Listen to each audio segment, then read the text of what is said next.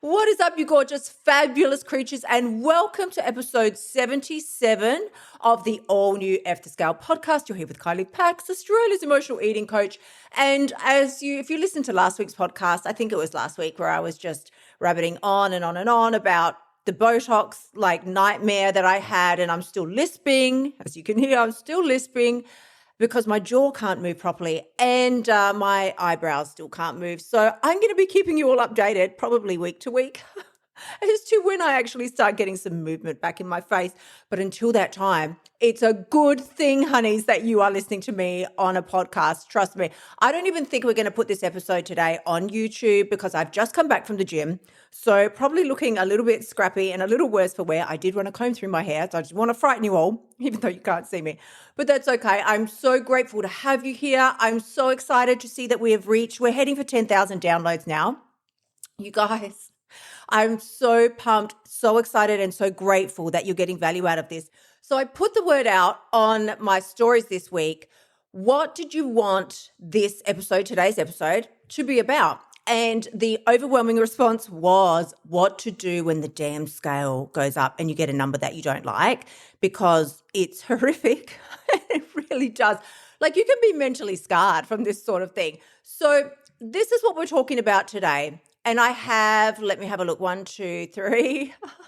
I've got 4 points that I'm going to be sharing with you. And as I do, I really want you to if you're driving, don't close your eyes, but take a second to breathe it in, because we have been conditioned really that the scale is I'm going to say only way to measure our progress in weight loss, but certainly the best way. I will happily dispute that with anybody who wants to go head to head, because I gave up the scale years ago, and what I have swapped it out with, in preference of the bathroom scale, I use a measuring tape. And here's why. This is my logic behind it. And by all means, I would love to hear from you if you think that this is better, worse, or the same. Because the scale is not going to give you any accurate feedback on exactly how you're progressing week to week, or even day to day, especially day to day. But a measuring tape will. If your measuring tape is shrinking, then you are shrinking. If your weight is going up, down, sideways, it's not necessarily going to reflect in the size of your body. That's not necessarily a thing. So as we move into today's episode, I'm going to start with the first thing that we fear. And I had a private client we probably worked together for about a year. And she was terrified of the bathroom scale, absolutely fucking terrified. Couldn't bring herself, if she had overeaten, she couldn't bring herself to get on the scale, potentially for weeks, because she had given it that much power. Now, we worked through this, and it's seriously, it's not the boogie monster. It's not Satan. It literally cannot do anything. So now we have to think, then what is the problem? What is the roadblock? And the problem is always going to be our thoughts. So with that, I'm going to start with my first point, which is to stop making the number mean something about you. Let's be real and let's be really fucking honest. You don't care what the number is. You only care because you've decided that the number says something about you and or means something for you and your potential as a human being. I'm going to say this one more time. I'm going to say this because I've said it for years. The scale is nothing more than a physical representation of your gravitational pull to planet Earth in that particular microsecond. And I say this with such passion because when I was obsessed with the bathroom scale, probably about 30 years ago, I would weigh myself multiple times a day. So not just every day, multiple times a day. And I was so scared to eat. What if I get a bad number? And all of this was going on. And here's what I did learn by weighing myself multiple times a day was that the number fucking changes every single time you get on. So I could start the day with a particular number and it might go up or down throughout the day. So now which number do you want to choose? Which one is real? This is what I mean. Your power is always going to be in who you choose to be. as a result of seeing the number. The power is in who you are being, not in a number. The number doesn't make you a better person. It doesn't mean anything for you. Like, oh, my number's gone down. I must be going to succeed at life, or I must be getting more attractive. Or there are thoughts that race through our minds, because let me tell you this is 100% true. Tell me, listen. I know. I know that you've all felt this as well. Immediately followed by a number going down is this like gut-wrenching fear, but what if it goes up again when I weigh tomorrow or next week? What if it goes up, and what if I fuck this up and I can't hold on to this? What if it goes away is the underlying message of the thought. What if this all goes away? What if this isn't really real? Again, I say to you, your power, that's when you have to remind yourself, your power is in who you are being, not in a number on the scale. If you are being the woman who, despite what the number says, shows up for herself every day, does her movement in a way that she feels good about, makes food choices that you feel fucking good about, that's where your power lies. If the scale doesn't reflect that temporarily, because it is temporary, if the scale doesn't reflect the actions that you're taking, then you can know that it's only a temporary blip. It has to be. You can't do the right thing and get a wrong result. That's not a fucking thing. I assure you that is not a thing. You cannot put in the work and not get the result of that work. It's exactly like sitting back on the couch eating Cheetos and thinking that you're going to get a good result from that. Well, that's also not a thing. You're going to get the result of the exact input that you are giving. So, if you get a number that you don't like, here is what you're going to do. Honeys, if the cause of the problem is your thoughts, it doesn't take rocket science to figure out where the solution lies. It's not in food. It's not in binging because you don't like the number, so I'll just go fucking stuff my face and I'll start again tomorrow. If the problem is how you're thinking about the number that you see on the scale, then the solution has to be there too. The solution and the problem are always in the same place. I really feel like I should switch those around. The problem and the solution are always found in the same place. That is why an internal problem cannot be solved externally. That's why your shitty thinking about my body shouldn't look like this, all the thoughts that we have about ourselves cannot be solved with a diet. Listen, again, I say to you, listen. As I should have been a school teacher. My brother was like a deputy principal. He's still in the education system. And that was his perfect position because he's just bossy like that. So this is what I say to you. If your problem is, I feel unworthy, I don't feel pretty, I feel not good enough, then you can lose all the weight in the world. But unless you work on those particular thoughts, nothing will change. You'll just be a skinnier version of the woman who still doesn't feel attractive, doesn't feel good enough, just doesn't think like she's enough. So here's the next thing to think about. If you are waiting for that negative voice in your head to just skedaddle off into the sunset and vanish so you can have the time and the space and the ease of thinking positive thoughts, again, not a thing. Your brain will put 90% of your life into its habit center. It makes sense because you can't stop and think every 2 seconds about what it is that you have to do and that you're trying to do. And I need to take a spoon out of the kitchen drawer. How do I do that? Oh, I need to pull this drawer with this handle. I place my right hand into the drawer. I select the spoon. It's on autopilot. And it's on autopilot for a reason. You would go crazy if you had to stop and think, really put intense thought into every action that you're taking. That's why new habits are so hard to learn, and the old fucking ones that you want to get rid of are so hard to get rid of because they've weaseled their way into your habit center and they don't want to leave. So if we know that your brain puts at least 90% of your life into its habit center, probably more if it could, then you cannot be thinking about every tiny move that you make. All this means is that right now you have a habit of freaking out over the number.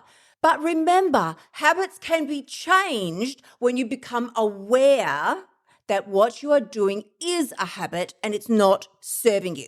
Here's how I like to think about it.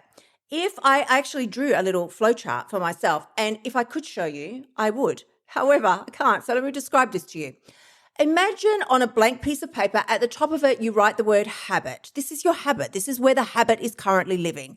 Now, underneath that, you would have two arrows, two separate arrows flowing in two very fucking different directions. One of the arrows leads into awareness and the other arrow leads into oblivion. You're completely unaware. The arrow that is where your awareness lies then leads to change and progress.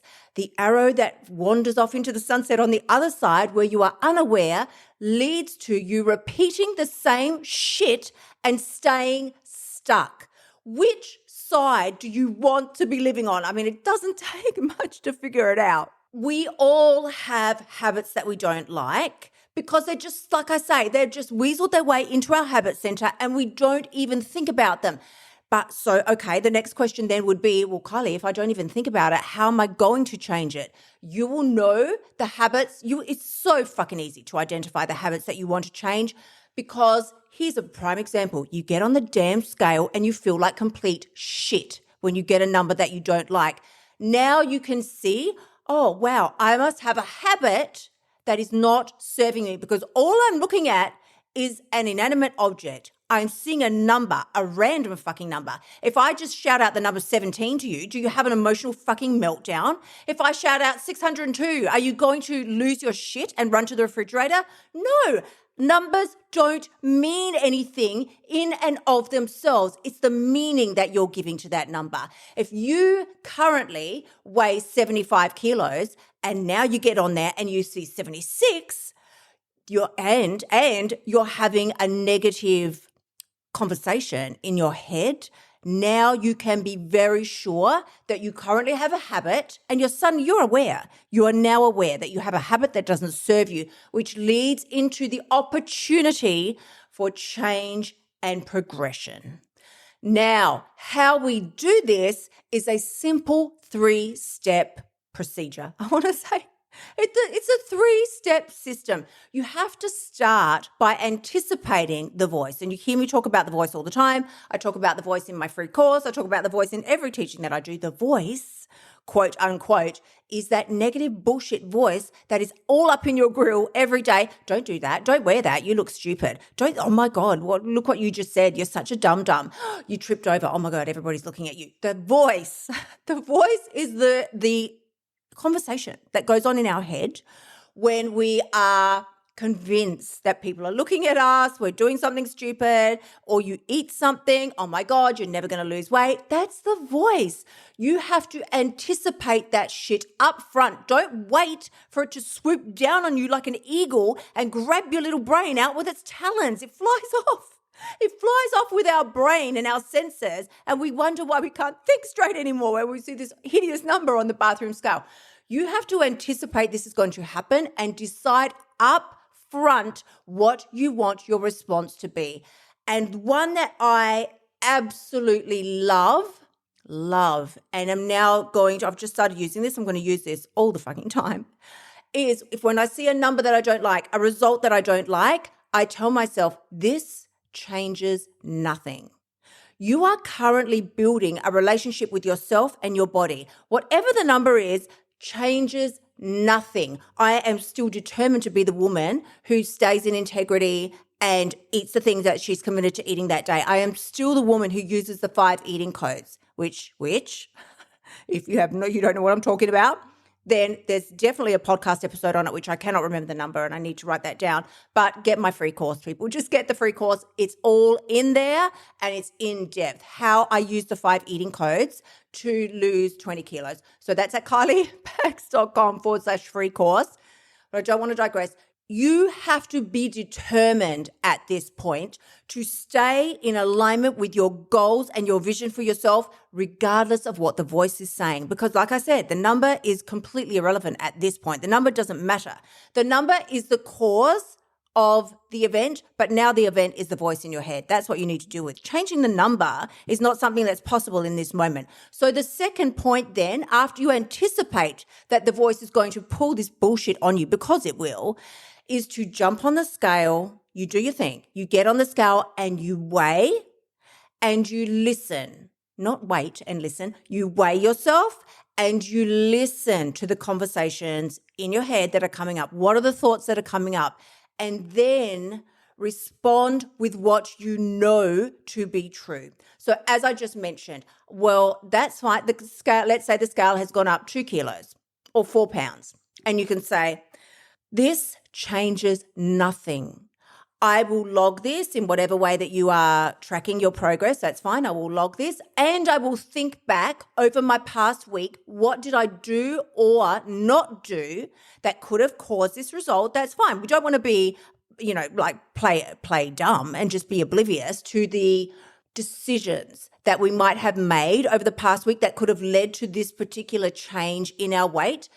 And also, whether you pigged out the night before, you binge, you whatever, or you were perfect and nothing changed in your weekend, you had perfect days every day, please. If that's you, I just don't know, you can't even be true or real. I don't know who has perfect eating days every day. But no matter what, you can now weigh yourself, listen for the thoughts, and then respond with what you know to be true. Tell yourself once again, this changes nothing. I am still a woman of integrity. I will look back over my choices and behaviors and decisions this week, and I will see what areas can be improved. And also, this changes nothing. I'm still moving forward with my dreams, my goals, my visions, and staying in alignment with who I am determined to be. Because the third point then is to walk your damn talk. You can talk a big game till the cows come wandering home, but it's not going to change anything or do a damn thing if you don't take action on what you're saying. If you tell yourself it's all right and rev yourself up, it's give yourself a little pep squad, it's going to be fine and I'm fantastic and gee, I'm good, and all the positive self-talk in the world means nothing if you are not backing it up with some action. I will tell you this. I had a mentor many years ago. He started a children's charity for Indigenous children, and I was quite heavily involved. I was like helping him, just volunteering and doing, chores, whatever he needed done, helping collect toys and donations and things like that. And he said something to me one time that has stuck with me, sort of like 10 years later, it stuck with me. And we were discussing a proposal or something that was going on, and I was uncertain of what the price range would be or how much this should be delivered for. And he looked me dead in the eye across the table at a cafe. I'll remember it forever. And he looked at me and he said, Kylie, back yourself. And I thought, oh my God, I think those 2 words just changed my life. You have to do the same thing.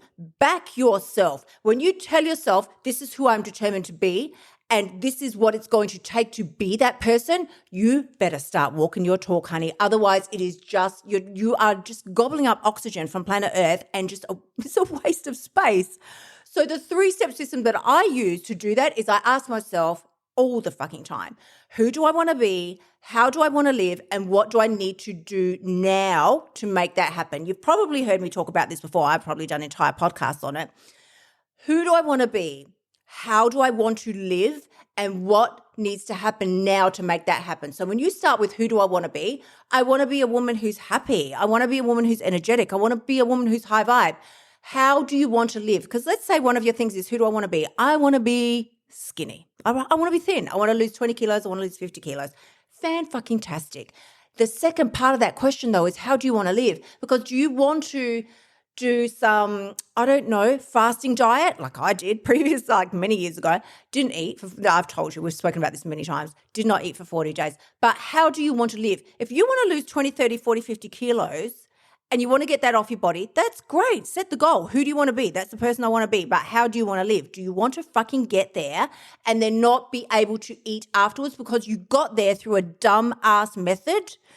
No. How do you want to live? I want to live with abundance. I want to live joyful. I want to live fulfilled. I want to live not fucking afraid of food. I want to live a life where I'm excited to go out to functions, not scared because I don't know what they're going to have there and is it going to mess up my perfect eating plan? And then the third component, what do you need to do now to make that happen?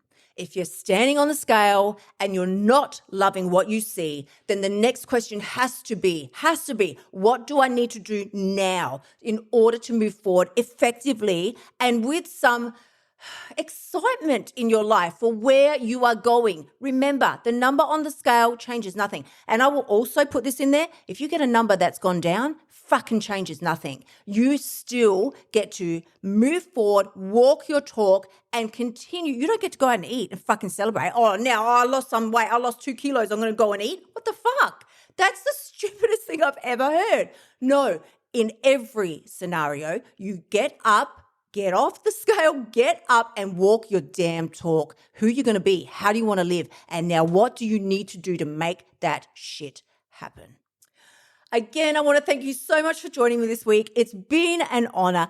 I love spending this time with you every week. It's like insane how much I enjoy it. So please remember always, if you haven't done so yet, skip on over kyliepax.com/free course. It's coming out this week, bitches. This week. It's happening. We're just having some time. It would have been happening already because it's Wednesday in my little corner of the world, but there's a little tech glitch as always. And there was a time when I would have had a meltdown and eaten over this sort of thing. Now I'm just like, whatever. If it doesn't happen for 4 more days, it doesn't happen. We're doing our best. And this is the thing, like, don't let these stressful situations that life throws at us, it's not a reason to bury yourself under a chocolate. Like, it just isn't going to change the core of your discomfort. Because, and let's clarify, the core currently of my discomfort, if we wanted to look at with the tech glitch, is not even the tech glitch.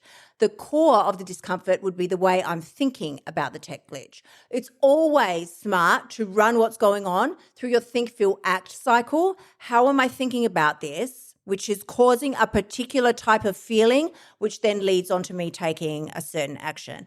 Always have a look deeper, my darlings. The answer is always going to be there. Please remember, as always, I say this to you every week, the only person who has the power to change your life is you. I say it because it's true. Oh, that rhymes.